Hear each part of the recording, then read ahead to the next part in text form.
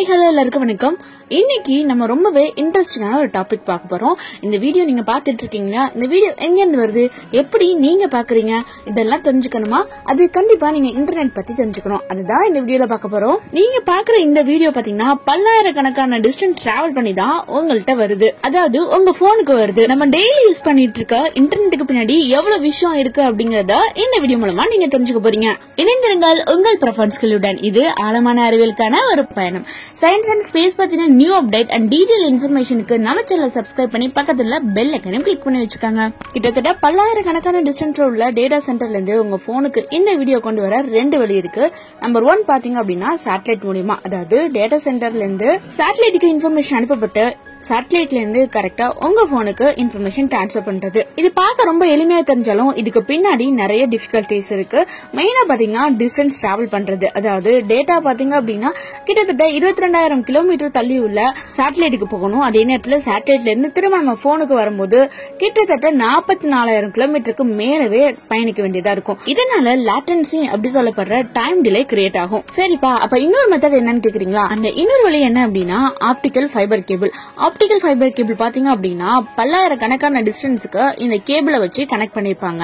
நம்ம போன்ல wifi use பண்ணிட்டு இருந்தாலும் சரி, இல்லனா டைரக்டா மொபைல் டேட்டா யூஸ் பண்ணிட்டு இருந்தாலும் சரி, நாம இந்த ஆப்டிகல் ஃபைபர் கேபிளை டிபெண்ட் பண்ணி தான் இருக்கும். நீங்க பாத்துட்டு இருக்க இந்த வீடியோ பாத்தீங்கன்னா இதே மாதிரி ஏதோ ஒரு டேட்டா சென்டர்ல உள்ள SSD ல ஸ்டோர் ஆயிருக்கும். SSD அப்படின்னா சாலிட் ஸ்டேட் டிவைஸ்ல ஸ்டோர் ஆயிருக்கும். இந்த SSD தான் பாத்தீங்கன்னா சர்வரோட இன்டர்னல் ஸ்டோரேஜா, அதாவது இன்டர்னல் மெமரியா ஆக்ட் ஆகும். இந்த சர்வர் அப்படிங்கிறது ஒரு பவர்ஃபுல்லான கம்ப்யூட்டர். இதோட வேலை என்ன அப்படின்னா நம்ம கேக்குற டேட்டா அந்த டேட்டா சென்டர்ல இருக்கா அப்படிங்கறத தேடி கண்டுபிடிச்சு அந்த டேட்டாவை குடுக்கறது தான் இதோட வேலை. சரிப்பா, இப்ப நாம கேக்குற இன்ஃபர்மேஷன் எப்படி கரெக்டா வழி கண்டுபிடிச்சு நம்மளோட போனுக்கு வருது அப்படிங்கிற டவுட் வந்திருக்கும்.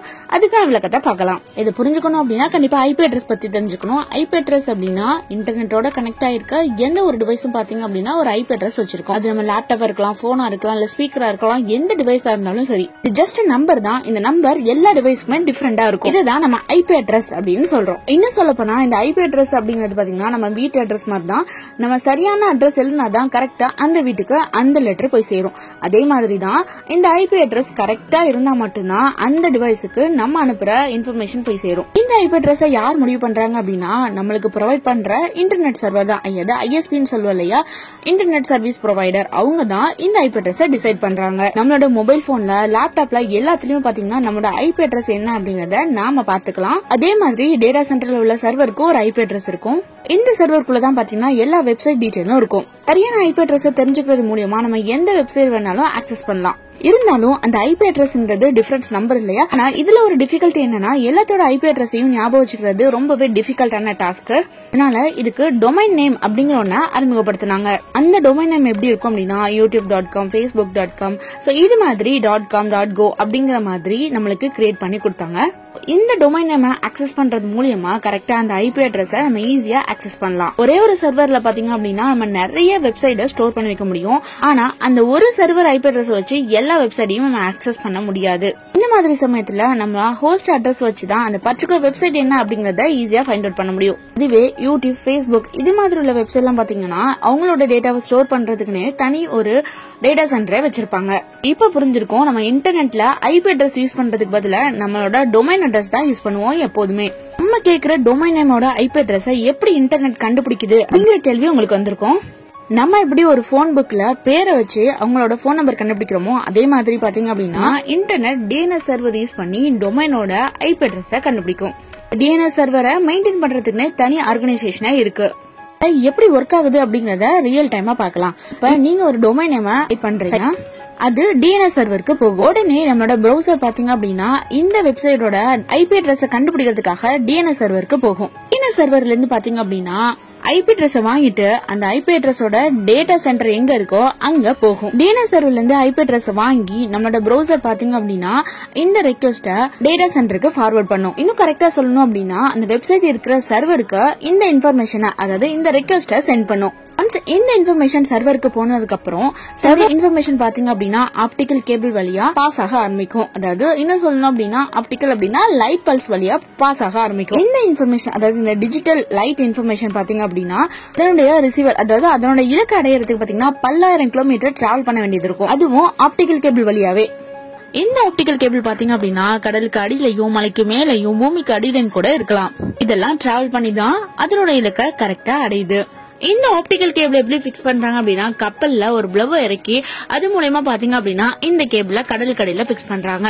இப்படி பல்லாயிரம் கிலோமீட்டர் டிராவல் பண்ணி தான் நம்மளுக்கு இந்த இன்ஃபர்மேஷன் வந்து சேருது. இப்படிதான் இந்த லைட் பல்சஸ் எல்லாம் பாத்தீங்க அப்படின்னா டிராவல் பண்ணி நம்மளோட வீட்டுல இருக்க ரவுட்டருக்கு வருது. ரவுட்டர்ல இருந்து நம்மளோட டிவைஸுக்கு கனெக்ட் பண்ணப்படுது. அது மட்டும் இல்லாம இந்த ஆப்டிகல் கேபிள் தான் பாத்தீங்க அப்படின்னா எல்லா நெட்வொர்க் கனெக்ஷனுக்குமே ஒரு பேக் போனா இருக்கு அப்படிங்கிறது ரொம்பவே முக்கியமான ஒரு விஷயம். சோ இப்ப இந்த சிக்னல்ல பாத்தீங்க அப்படின்னா நம்ம வீட்டுல இருக்க போனுக்கோ இல்ல வந்து லேப்டாப்கோ பாத்தீங்க அப்படின்னா வைஃபை கனெக்ஷனோ இல்ல வந்து ஒயர்டு கனெக்ஷன் மூலமா நம்ம டிரான்ஸ்ஃபர் பண்ணிக்க முடியும்.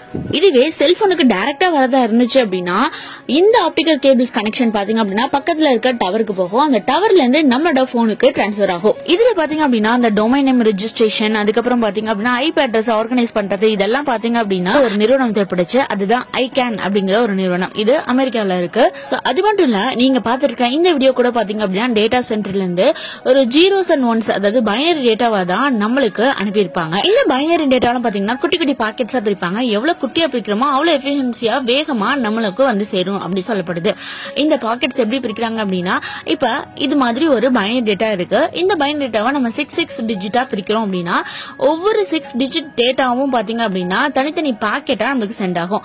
இந்த பாக்கெட்ஸ்ல பாத்தீங்கன்னா சீக்வன்ஸ் நம்பரும் அது மட்டும் இல்லாம ஐபி அட்ரஸும் இருக்கும். அதாவது நம்ம எங்க போய் டெஸ்டினேஷன் ஐபி அட்ரஸ் சொல்லுவோம் இல்லையா, இப்ப நம்ம போன் தான் டெஸ்டினேஷன் ஐபி அட்ரஸ், அந்த ஐபி அட்ரஸும் அதுல இருக்கும். சோ இதோட சேர்த்து பாத்தீங்கன்னா இந்த பாக்கெட் டிராவல் ஆக ஆரம்பிக்கும். இப்படி டிராவல் ஆகிற பாக்கெட் பாத்தீங்க அப்படின்னா டிஃபரெண்ட் வேல போகும். அதாவது எந்த ரூட் ஃப்ரீயா இருக்கோ அந்த ரூட்ல போகலாம். எல்லாம் சேம் வேல தான் போகணும் அப்படிங்கிற அவசியம் கிடையாது. இப்ப இது எல்லாம் போய் பாத்தீங்க அப்படின்னா ஒரு டவர்ல போய் கலெக்ட் ஆகும் இல்லன்னா ரவுட்டர்ல போய் இருக்கும். சோ அங்க போய் ரீஆர்கனைஸ் பண்ணும். அதாவது இந்த சீக்வன்ஸ் நம்பரை பேஸ் பண்ணி எது ஃபர்ஸ்ட் செகண்ட் தேர்ட் அப்படிங்கறத ஆர்கனைஸ் பண்ணி அது ஒரு டேட்டாவா நம்மளுக்கு கேதர் ஆகும். சப்போஸ் ஏதாவது ஒன்னு மிஸ் ஆனிச்சு அப்படின்னா அது திரும்ப பாத்தீங்கன்னா ரெக்வஸ்ட் சென்ட் பண்ணி திரும்ப டேட்டா சென்டர்ல இருந்து அந்த மிஸ் ஆன பாக்கெட் மட்டும் போகும்.